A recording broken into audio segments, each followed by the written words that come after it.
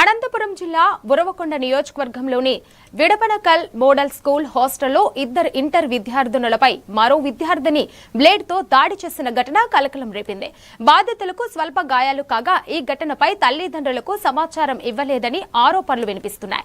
Principal వార్డెన్ను suspend చేయాలని, పాఠశాలకు compound wall, హాస్టల్లో నీటి సౌకర్యం, సీసీటీవీలను ఏర్పాటు చేయాలని ఎస్ఎఫ్ఐ వైఎస్ఆర్సీయూ నేతలు ధర్నా నిర్వహించారు.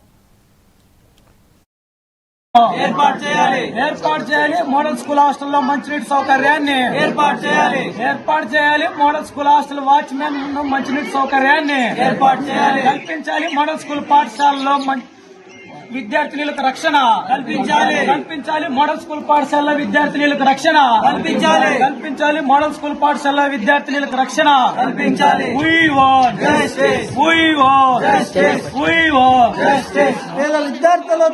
పేద విద్యార్థుల ప్రాణాలతో చెలగాటమా, పేద విద్యార్థులతో చెలగాటమా, పేద విద్యార్థుల ప్రాణాలతో చెలగాటమా, పేద విద్యార్థుల ప్రాణాలతో చెలగాటమా.